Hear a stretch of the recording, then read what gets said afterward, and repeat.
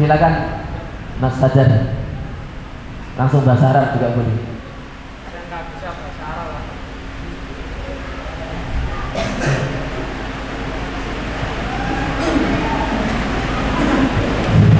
Bismillahirrahmanirrahim. Langsung saja avanse.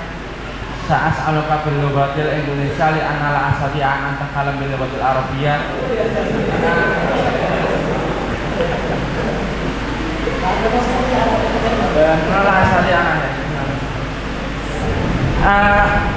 Gini saya mau tanya, apakah nikmat iman, nikmat Islam hanya bisa dirasakan atau hanya orang-orang yang tertentu yang diridhai oleh Allah saja yang bisa merasakannya? Soalnya kebanyakan orang mengartikan nikmat yang paling besar itu bukan nikmat iman atau nikmat Islam, maka tetapi nikmat rezeki, harta yang banyak. Untuk saat ini yang saya nilai seperti itu. Langsung yang nomor 2, bagaimana caranya agar hati ini selalu menjadi orang-orang yang mu'allaqah dan bil masajid. Soalnya untuk hari ini orang-orang yang berada di dalam masjid itu cuma orang-orang yang bau tanah, asalnya seperti itu. Hampir di wilayah Sedayu saya lihat rata-rata itu orang yang jamaah di masjid itu tua-tua, anak muda jarang sekali. Nah, bagaimana caranya untuk di akhir zaman-zaman seperti ini untuk hati ini selalu kuat dan terikat di dalam masjid gitu. Seperti menjadi remaja masjid lah, seperti itu. Mungkin cuma itu, saya mungkin bisa diterjemahkan Ustadz Anas, soalnya saya nggak bisa bahasa Arab. Terima kasih saya.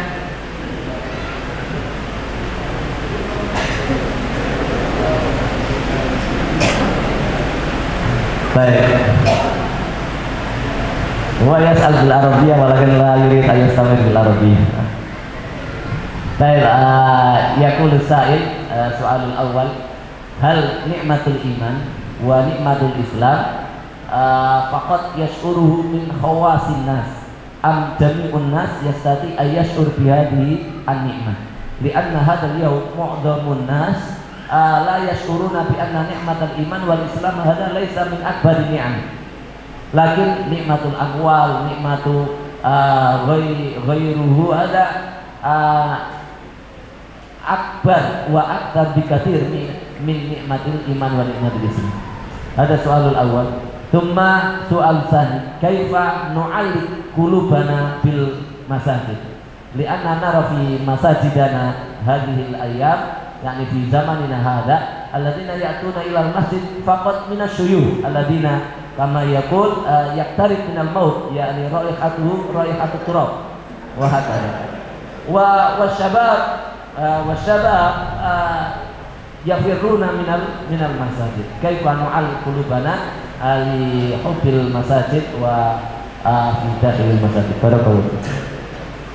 أما بالنسبة للسؤال الأول وهو أن كثير من الناس لا يعرفون نعمة الإسلام ونعمة الإيمان، ولهذا أنا تعمدت أن أتحدث عن هذه النعمة حتى لا يبقى مسألة الإسلام عادة. والله أنا أبي مسلم وأنا جئت مسلم، يعني نحن أصبحنا مسلمين دون أن نسأل الله.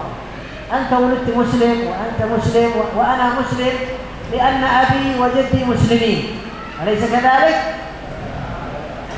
فحتى لا يظن بعض الناس لأننا تعودنا أننا مسلمين فقط، لا، يجب أن نعلم الناس أن هذه نعمة عظيمة، نعمة لها قيمة، ونغرسها في نفوس أبنائنا وفي نفس المجتمع، لأن هذا الإسلام مجرد كلمة أشهد أن لا إله إلا الله وأن محمد رسول الله تعصمك من النار.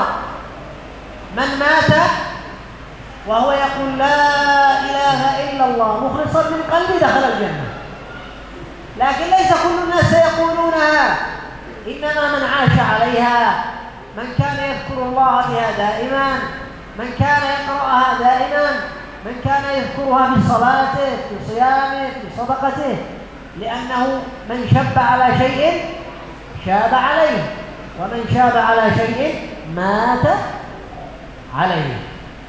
ولذلك ينبغي أن نعرف ما معنى نعمة الإسلام، لأن الأنبياء سألوا الله هذه النعمة وكانوا يدعون الله أن يتوفاهم على الإسلام، حتى إذا بلغ 40 سنة، حتى إذا بلغ أشده وبلغ 40 سنة قال رب أوزعني أن أشكر نعمتك التي أنعمت علي. نعمة إيه؟ نعمة الإسلام، نعمتك التي أنعمت علي وعلى والدي وأن أعمل صالحا ترضاه وأصلح لي في ذريتي إني تبت إليك وإني من المسلمين. دائما كلمة الإسلام في القرآن تكرر لأهميتها أيها الأحباب الكرام. هذا بالنسبة للجواب الأول.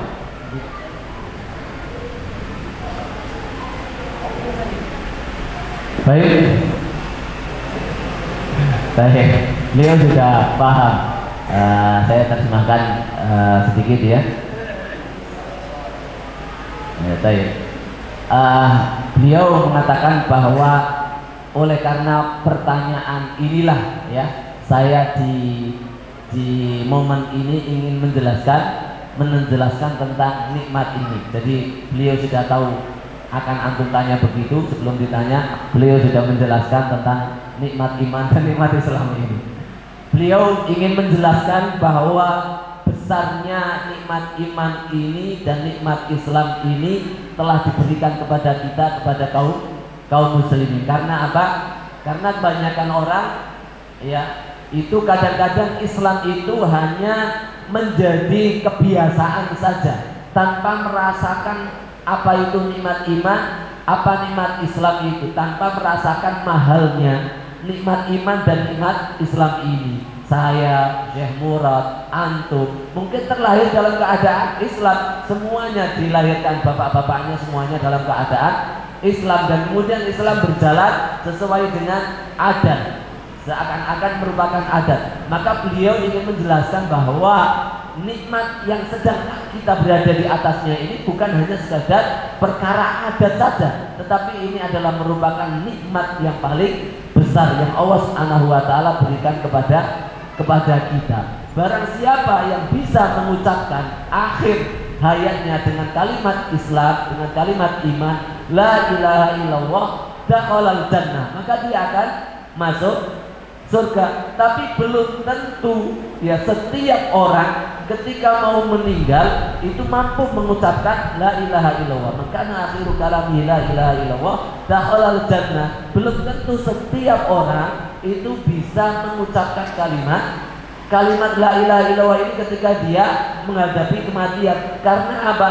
Orang yang bisa mengucapkan la ilaha illallah ini adalah mereka yang terbiasa hidupnya di atas Islam, hidupnya diatur Islam, hidupnya selalu berpegang teguh kepada Islam. Nah, inilah orang-orang yang punya momen besar untuk bisa mengucapkan di sakaratul mautnya kalimat la ilaha illallah yang akan mengantarkan dirinya ke dalam surganya Allah Subhanahu wa ta'ala. Oleh karena itu mari ya kita istiqomahkan diri kita ini di atas nikmat ini. Amma al-jawab al-thani ala al-su'al فالشباب الذين هم بعيدون عن المسجد ويتكاسلون عن الصلاة وعن العبادة، أذكر نفسي وإياهم بحديث النبي صلى الله عليه وسلم الذي قال عليه الصلاة والسلام فيه: 7 يظلهم الله في ظله يوم لا ظل إلا ظله. وذكر منهم: وشاب نشأ في عبادة الله. ما معنى نشأ في عبادة الله؟ أي أنه يقرأ القرآن، يذهب إلى المسجد، يصلي، يطيع والديه، يعمل الخير، نشأ في عبادة الله.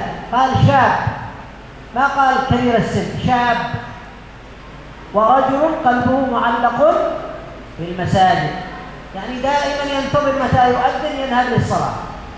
هؤلاء يوم القيامة في ظل عرش الله، الشمس تدنو من الرؤوس في حر شديد، وهذا الذي كان يذهب إلى المسجد الذي نشأ في عبادة الله في ظل عرش الله تبارك وتعالى. ألا تكفي هذه النعمة؟ ولذلك النبي صلى الله عليه وسلم يقول من الذين يسألون يوم القيامة وعن شبابه فيما أبلى. سيسألك الله عن شبابك، أين قضيت وقتك؟ أين كنت وقت الصلاة؟ أين كنت وقت الفجر؟ أين كنت وقت العبادة؟ هل أنت مريض؟ هل لديك عذر؟ لا. إذا أنت آثم، ستؤاثم، وعن عمره وعن شبابه فيما أبلاه.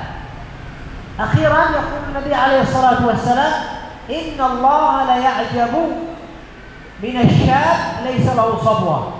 يعني تجد شاب قوي ما شاء الله يحافظ على الصلاة، يطيع والديه، لا يعمل المعاصي، لا يعمل المنكرات، الله يعجب من هذا الشاب، عنده القوة والقدرة على أن يفعل المعاصي والذنوب، لكنه يمسك نفسه ويحافظ على الصلاة، يحافظ على العبادة، يكون طائعا لله تبارك وتعالى، وهو في عز الشباب وغيره من الشباب يعصون الله، لكنه لا تضره الدنيا والفتن.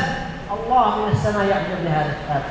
إذا كن أنت هذا الشاب الذي يعجب الله منك لصلاحك وعبادتك وتقواك.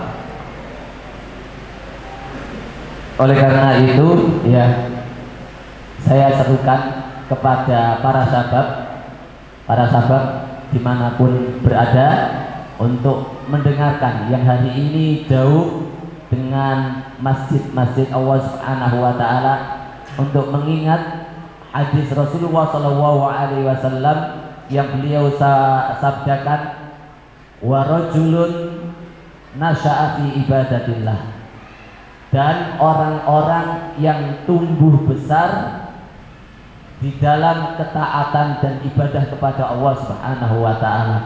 Seorang pemuda yang tumbuh di atas atau di jalan ibadah kepada Allah Subhanahu wa Ta'ala. Pemuda ini nanti akan mendapatkan naungan Allah Subhanahu wa Ta'ala, yang di hari itu tiada naungan kecuali adalah naungan Allah Subhanahu wa Ta'ala.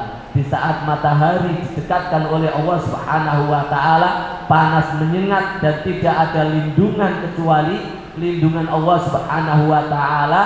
Di antaranya adalah pemuda yang tumbuh besar di dalam ketaatan dan ibadah kepada Allah Subhanahu wa Ta'ala.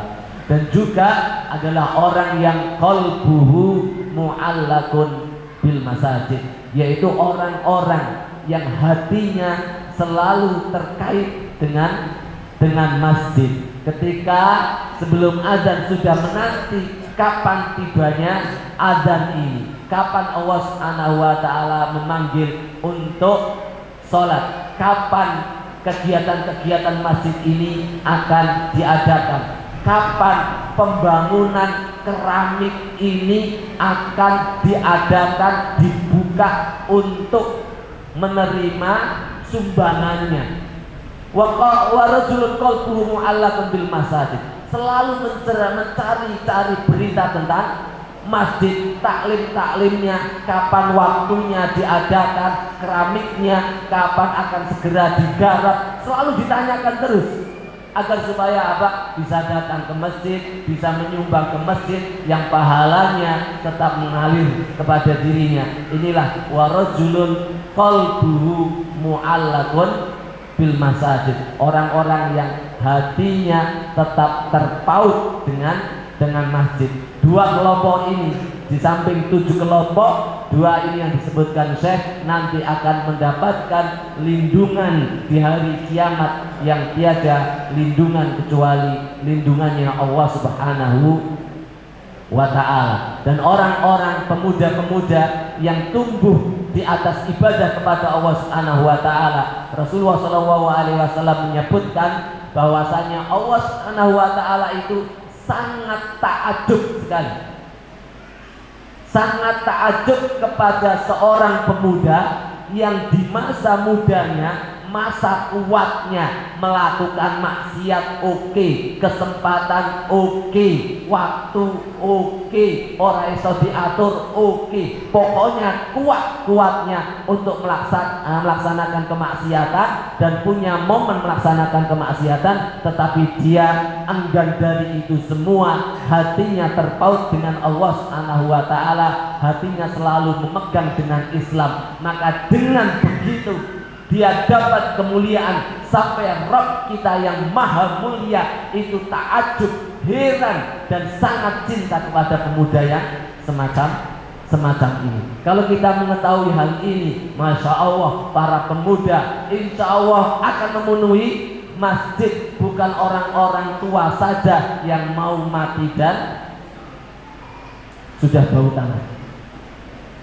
Mudah-mudahan habis ini YouTube-nya tersebar ke seluruh penjuru dunia, khususnya para pemuda, sehingga insya Allah masjid-masjid ini diisi oleh para pemuda-pemuda dan orang-orang yang mau mati juga. Semuanya pergi ke masjid, masjidnya Allah dipenuhi dengan orang-orang Islam dan orang-orang Islam mengerti mahalnya nikmatul iman dan nikmatul Islam. Barakallahu fiik. Nah, saya waktu ini.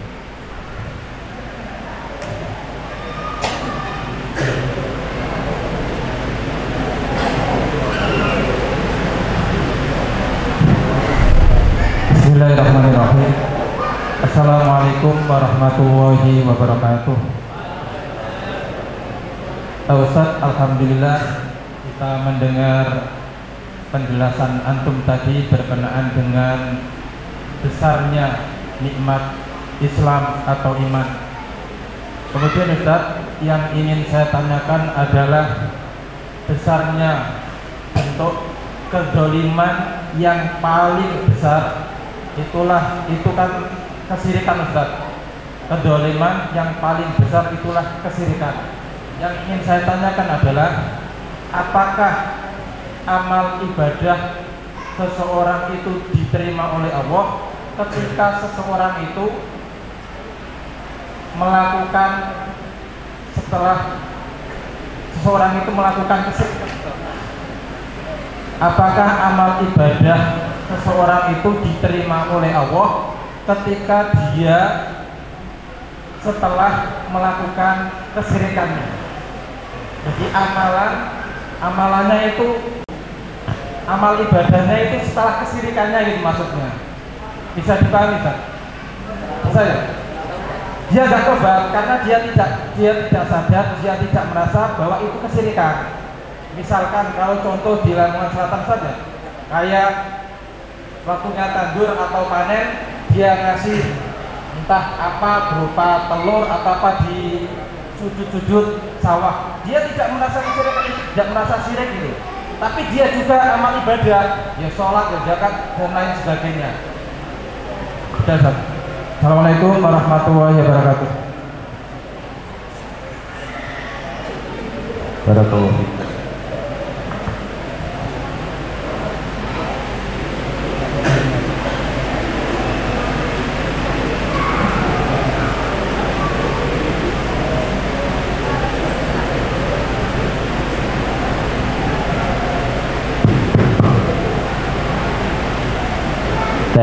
سؤال مهم هذا سائل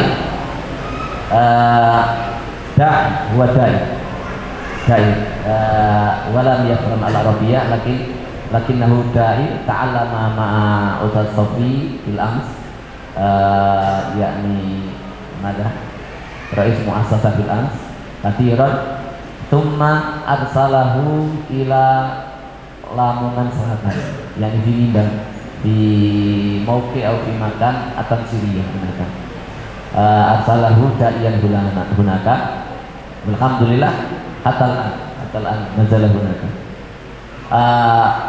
sa'ala hal man asyraka billah yakni rajul yusyriku billah lakin khilala syirkihi billah wa ya'malul khair hal yaqbalu subhanahu wa ta'ala hadzal amal li'anna hadar rajul alladhi yusyriku billah la ya'rif anna hadzal amal syirkun billah.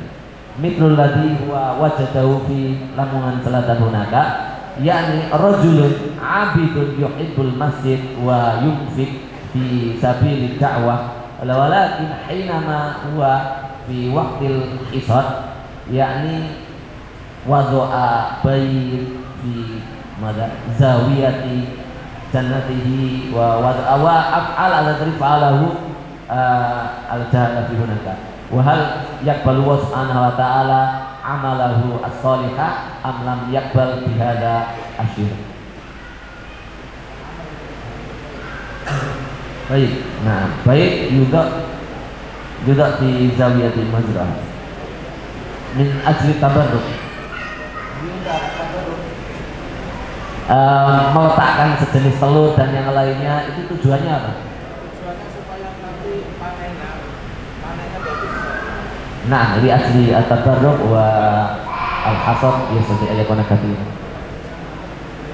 الجواب على هذا السؤال أولا الشرك بالله تبارك وتعالى هو أعظم الذنوب وأفظعها، والله جل وعلا لا يغفر الشرك، إن الله لا يغفر أن يشرك به ويغفر ما دون ذلك لمن يشاء. أي معصية عملها الإنسان غير الشرك الله يغفرها إلا الشرك بالله.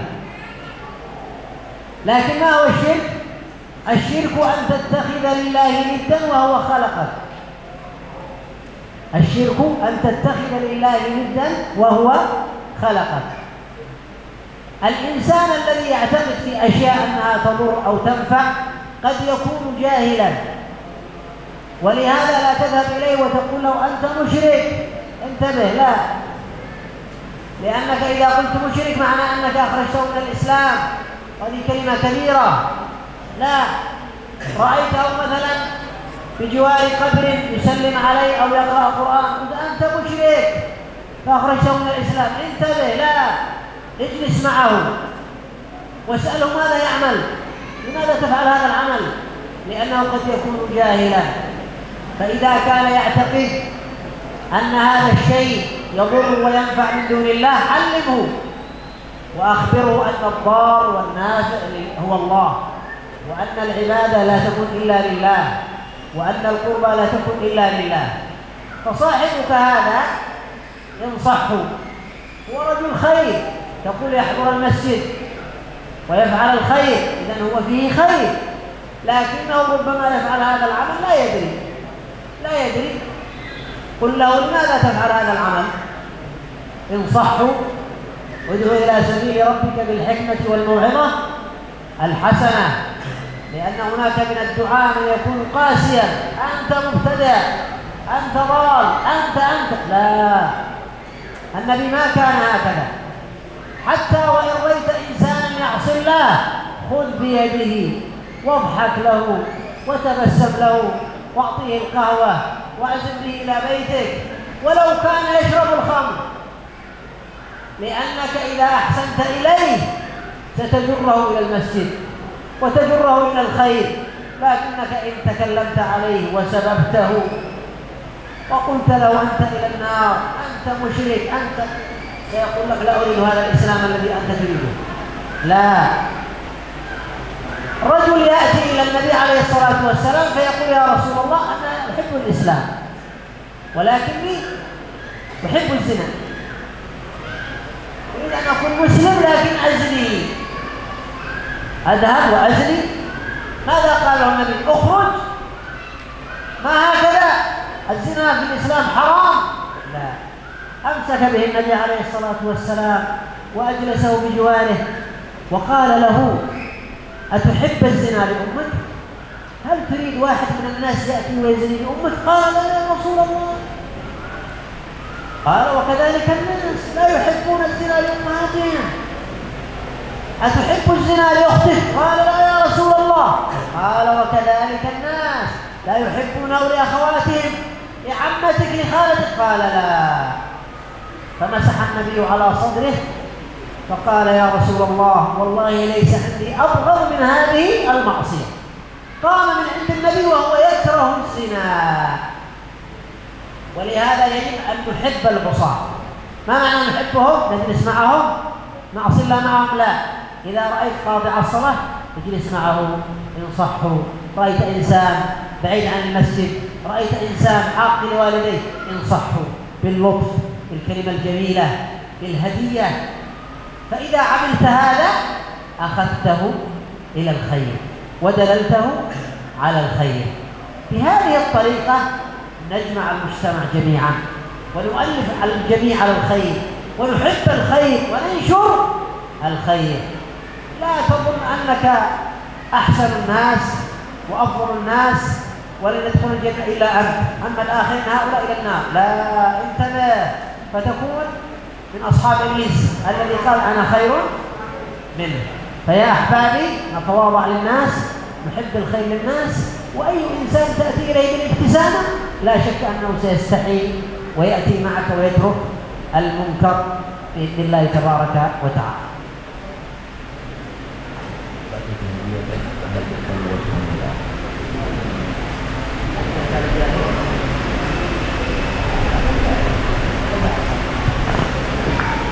Baik, beliau menjawab bahwa memang yang pertama kali beliau tekankan dan kita harus tekankan kepada masyarakat, kita dakwakan kepada masyarakat bahwa kedzaliman yang paling besar adalah kesyirikan. Tidak ada kedzaliman yang paling besar melebihi kesyirikan seseorang kepada Allah Subhanahu wa Ta'ala. Maka mari kita seru manusia untuk menjauhi kesyirikan ini. Namun di balik itu tidaklah kemudian kita serta-merta ketika kemudian melihat orang berbuat syirik kemudian langsung kita vonis anta musyrik, kamu ini musyrik, anta kafir, kamu ini kafir. Tidak boleh begitu, karena caranya Rasulullah SAW bukan begitu. Atau misalnya kita melihat orang-orang yang sedang bermaksiat kepada Allah Subhanahu wa Ta'ala, minum minuman keras atau yang lainnya, janganlah kemudian kita kasar kepada mereka, kita memvonis kepada mereka. Buatlah mereka cinta dulu kepada Islam, buatlah mereka tahu dulu apa itu Islam. Bisa jadi dengan engkau dekati mereka, dengan engkau ajak mereka, engkau gandeng mereka ke omah bakso, mereka senang. Akhirnya kemudian kok enak yo berteman dengan orang-orang yang berada di masjid ini. Kalau lapar bisa diajak ke omah bakso, kalau anaknya minta main-main biasa diajak di TA Al-Iman. Kok enak ya berteman dengan orang-orang seperti ini. Mungkin bisa jadi dengan itu kalau yang suka ngopi diajak ngopi. Ternyata berteman dengan seorang dai itu enak sekali, akhirnya hatinya terbuka. Kemudian bisa kita masuki nasihat-nasihat lewat hal tersebut. Rasulullah SAW yang mendapatkan perintah ud'u ila sabili rabbika bil hikmati wal mau'izatil hasanah, itu ketika ada seseorang yang masuk Islam dan kemudian dia ini sangat senang sekali dengan perbuatan zina. Beliau mengatakan kepada Rasulullah, ya Rasulullah, saya akan masuk Islam, saya mau masuk Islam, tetapi ya Rasulullah, izinkan saya untuk tetap berzina, karena saya ini senang sekali berzina dan tidak kuat kalau tidak berzina. Maka saya masuk Islam, tapi tetap izinkan, halalkan saya berzina. Nah, Rasulullah SAW kemudian tidak langsung marah. Sampean ini mau masuk Islam tetap berzina, neraka sampean, gak akan bisa masuk surga. Tidak begitu Rasulullah SAW. Tetapi Rasulullah SAW menjelaskannya dengan penuh hikmah, dengan penuh mau'idhah hasanah. Dipeganglah tangannya beliau, dibisiki di telinga beliau. Beliau mengatakan, apakah jikalau misalnya ada orang lain yang berzina, menzinai ibumu, kira-kira kamu senang gak? A'udzubillah, ya Rasulullah, ajar orang itu menzinai ibu saya. Apakah kalau ada orang mau menzinai saudari perempuanmu, kira-kira gimana perasaanmu? Tak kalah orang itu. Saya nggak terima. Oleh karena itulah orang lain juga tidak suka kalau misalnya ibu mereka, saudari mereka kamu zina. Maka kemudian Rasulullah SAW melus dadanya, dan kemudian beliau radhiyallahu anhu mengatakan bahwa tidak ada yang saya benci kecuali zina setelah saya menyukainya. Ini dikarenakan apa? Penjelasan Rasulullah SAW, metode dakwah yang dilakukan oleh Rasulullah SAW bil mau'izatil hasanah wajadilhum billati hiya ahsan. Mudah-mudahan yang saya tadi tanyakan kepada beliau, mudah-mudahan orang yang tadi yang suka ke masjid, yang suka beribadah kepada Allah tetapi masih berbuat syirik, kewajiban kita adalah mengingatkan, mendekati mereka, mengingatkan dan menyeru mereka agar tidak berbuat seperti itu. Mudah-mudahan setelah kita kasih tahu, mereka mau kembali, dan mudah-mudahan apa yang mereka amalkan karena kebodohan, ketaatan mereka dan ibadah mereka masih diterima oleh Allah Subhanahu wa taala. Wallahu a'lam bishawab.